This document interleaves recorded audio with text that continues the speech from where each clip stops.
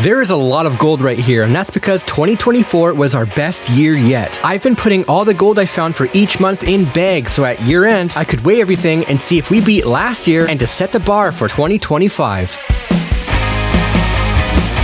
For the past few years now, I've been doing these yearly weigh-ups, and it's safe to say these are my favorite videos to make. For 2022, the year-end total was 51.51 grams, which was mainly from sniping local rivers and crevicing the bedrock. For 2023, we tallied up at 77.77 grams, which I was stoked about given that I had lost a bunch of gold in snuffer bottles that floated away, and even having gold and gear stolen from somebody who used to work for me. I did manage to find my biggest gold nugget that year, so that was pretty cool. Now for 2024, this is our best yet. I can tell you this because we actually beat all the previous records in February alone. So without further ado, here's how much gold we found in 2024. Alright, so I didn't do a lot or film a lot in January. The rivers are quite high because of the winter snow and rain, but that didn't stop me from getting out a few times with my mask and snorkel. I managed to snipe a few decent nuggets up higher in areas that are normally out of the water, and even found an interesting pocket of fine gold in another area. Whoa. I'm sure I used a gold pan somewhere in January too, but I didn't film it. So some of the gold went to my mining partner, so there's a little less in here. Oh my god, that actually feels really good to be starting this again. First bag done, I'm actually nervous. February was sick, mate. I flew back to New Zealand to reunite with the legend Darren from 23, and he took me to one of his remote gold claims to camp and find the most gold I've ever found. Oh my goodness. Over 28 days, I camped in the bush in various locations, sniping my butt off and utilizing a cool hookah system called Nemo that lets you dive deeper by supplying air. Some days were better than others, but it was not rare to come back with a handful of nuggets and a very sore back. I also met a couple new friends, Malcolm and Reese, who I actually met up again later in the year. Alright, so this bag is heavy. It's actually the biggest bag of the year, so we should be saving this for last, but we waited a whole year, so let's get this over with. There's just so much nice gold in here. I can't believe it. Oh my god. Here we go. Oh man. The gold is officially mixed. That in itself has already beaten every year that I've found gold so far, so we're gonna do really good. I actually didn't do anything in March except for a pan for a day off camera and edit all the February videos, so yeah. April was also a relaxing month as, again, I didn't do a lot of prospecting. I did, however, see our friend Dan Hurd on one of his stomping grounds to pan for gold and see who could find more. He obviously won because he remained focused and disciplined while I messed around, but who's surprised? I did find some gold, so no complaints. I also met up with the elusive Steve Wallace. I took him to one of my gold claims to do some gold panning, which he's actually pretty darn good. Steve has actually been panning longer than I have, but has yet to get in the water with me. It hailed really hard that day out of nowhere, which was interesting, but that didn't stop either of us from finding some candy. I gave him all the gold for that day, but he has yet to actually get it from me. So not a heck of a lot of gold in April, but I ain't complaining. Steve, if you're watching this, these pieces of gold want to go camping. May be another somewhat of a relaxing month. See what I did there? Earlier in May, I collaborated with Sile from Crux Prospecting to introduce our super duper special purple high banker. But before I would actually put my name on it, I had to give it a poly test, which it passed, but probably at the expense of our friendship. Okay.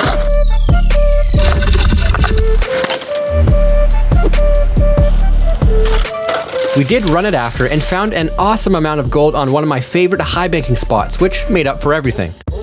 I also tried a deeper version of that hookah system called the Nomad, which helped tremendously in locating new areas to hunt and rescuing a whole bunch of cool looking nuggets. Before the month was over, I, again, poly tested a bunch of different gold pans to see which one was best or worse. Yeah. But I'll leave that for you to decide if you want to see that video. I did not keep any gold I found that day. Alright, May is looking a lot better than last month. There's actually a gold nugget in here that I called a sunfish when you all commented in the comments and said it's actually a goldfish. I can't believe I didn't pick that up when I saw it. You know, goldfish, it makes more sense than a sunfish, but whatever. Okay, the pan is looking great. I just can't believe how much gold we found so far this year. I only made one video in June, and that was to bother Andy and drag him along to do another Home Depot video, where instead of running 1 bag of sand like we did in 23, but 64 bags. Oh my god, dude, what are you thinking? We also did it in his driveway to help reinforce my ability to make good friends. After spending the entire day working hard and sluicing all that stupid sand, we did find gold. Not worth the amount of effort, but it was still fun. I told myself I am never doing that again. So this is the Home Depot sand gold, and now that I have a closer look, there's some other pieces of gold in here that I believe I sniped off camera. Into the pan you go. July, I wanted to do something different. I was tired of seeing the same places, so I acquired a new gold claim that was super remote but had some good potential. I brought my wetsuit because I believe this to be one of the best ways to test a spot, and I'm glad I did. I non-stop found pieces of gold almost everywhere I looked, and it was super clear that nobody else had been in the water. That is pretty exceptional. At the end of the day, I found over 10 grams of gold, but put half of the gold into this month's bag and the other half into pay dirt. A few days later, I met up with Andy again to do some serious high banking where we ran the most material I've ever seen get thrown at any high banker. Unfortunately, despite all of our efforts, we only came out with half a gram, but I think that's because we may have overfilled that sluice. So this gold is from the remote gold claim, my first day sniping there, and I believe some of it is actually from another day off camera where I did some crevicing. Hiya! I also high banked with Andy that month, but I think I just gave him the gold. Did I say I was done with sand?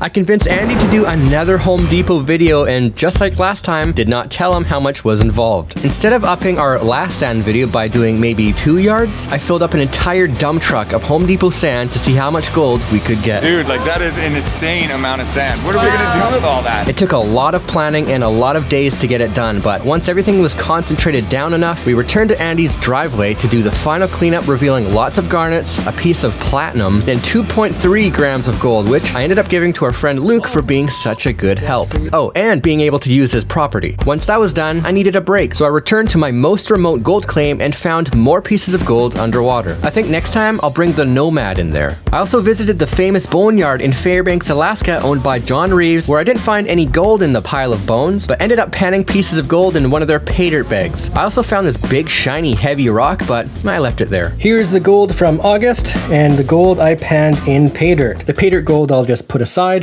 and the bag in the pan.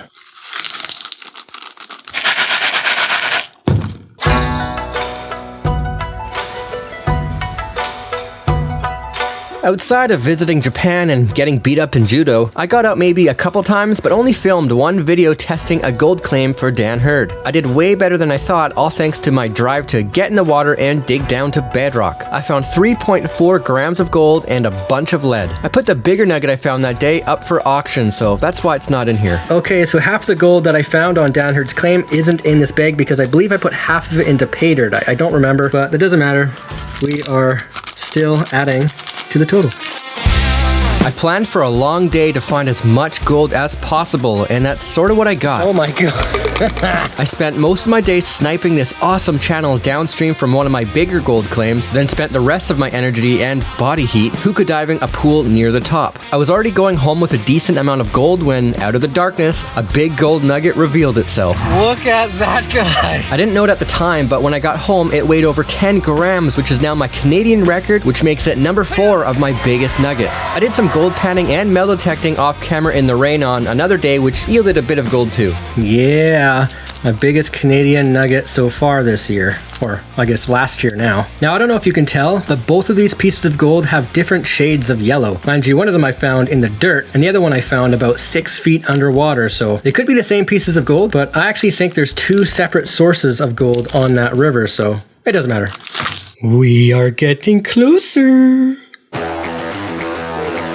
Early November, I caught a flight to go visit Dan Hurd to snipe his dream claim located way out in the middle of nowhere. Unfortunately, the water level was just too high to safely access the better areas, so after watching Sile and Dan do so well high banking that day, the following day, I put my wetsuit away and joined in on the high banking fun. We didn't find as much gold as we hoped, but I still got to take home this little nugget. When that water drops, I'll be back. When I got back to the island, I wasted no time and headed out with one of my favorite metal detectors. I had no expectations other than to shoot a classic classic style video, metal detecting and digging up every target. I did end up finding 2 chunky little nuggets, so it did pay off digging every target in the end. I also got to fly out to California with Bailey and my photographer Lauren to visit Freddie Dodge from Gold Rush and to see our friends at Garret. We spent a few days metal detecting at their yearly gold competition, and I managed to take first place in the losers category, but still managed to walk out with 2 little nuggets and a bunch of dirt in my mouth. Oh, and my friend Dave gifted me this sick gold specimen from the Kerr Anderson mine in Ontario. Very cool piece. Before the month had ended, I flew back to New Zealand to see if I could end the year with a bang, but because it was still November when I flew back, I decided to put all of New Zealand's gold into the next month's December bag to make things easy. So here's some gold from Dan Hurd's claim, metal detecting my claim, and California. I had a goal in my mind to find at least 2 troy ounces before flying home, and we almost nailed it on the head. I jumped in the water and returned to the same gold claim I was in February, tried out some new spots, and even took a handful of helicopter trips to some more remote places. But I did find a bit of it from using the 5-inch dredge, and dropping some of that gold on the road. I made up for it because with the metal detector, I was able to find these beauties off camera. I managed to take home about 1.9 troy ounces of gold, so around 7 ounces of gold from New Zealand this year. I even adopted Reese's 3-ounce nugget, which is sick, but won't be including that in the total weight because I didn't find it. So without further ado, the last bag of the year. That was actually pretty euphoric. What a difference that is from all the other years I started counting, or all years in general. That's the best I've actually ever done, ever. Now keep in mind, this does not include gold splits I've had with my mining partner, gold I've put up for auction, gold I've lost, and gold that ended up in pay dirt. So if all that gold was included in here, I would imagine that would be over an ounce. Now before we put it on the scale, let's have a real good look at the gold nuggets we found this year. So these are some of the bigger nuggets we managed to pull out this year. There are some other nuggets in there, obviously, that I could include, but where do you draw the line?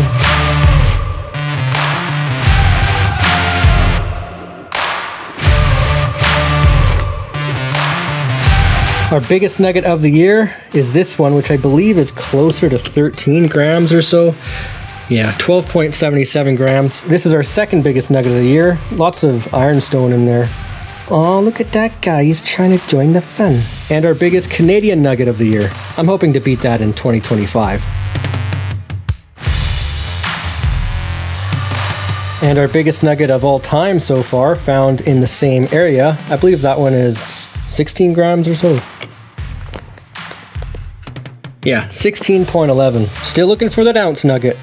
Now I have 2 pieces of gold that I would consider my favorite for the year. This one because of just how I found it. I was underwater sniping and I literally just moved a rock. And this nugget was just stuck to the side of the bedrock wall, stuck in the mud. It was a big surprise and it definitely stood out on that sunny day. My second favorite piece for this year is this little nugget here. I don't know why I like it so much, but it's basically just an ironstone that has gold around it. I like how it's all worn and it just stands out to me.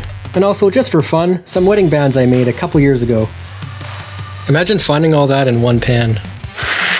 That'd be sick.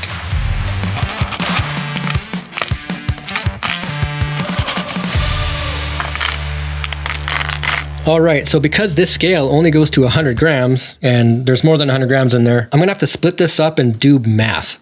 We'll do one piece at a time. Okay, one-handed. This isn't gonna be ideal.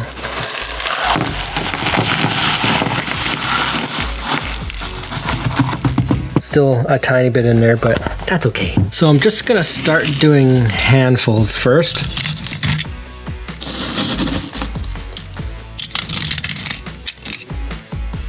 Yeah. 61.79. Let's add a couple more pieces in there. Try to get it close to 100.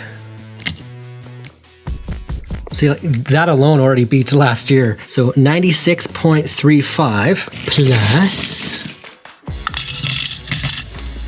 I'm shaking. I'm already dropping gold everywhere.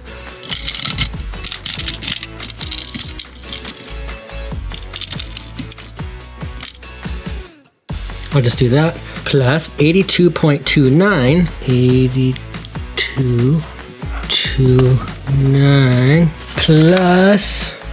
Do not drop it, Paul.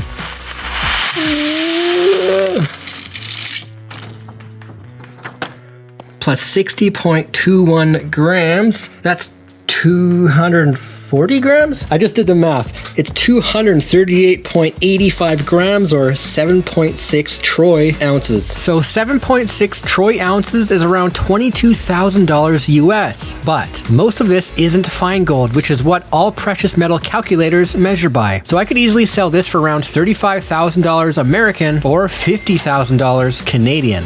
Any takers? That is amazing. Now I'll be honest, this is gonna be hard to beat, but we're definitely gonna try.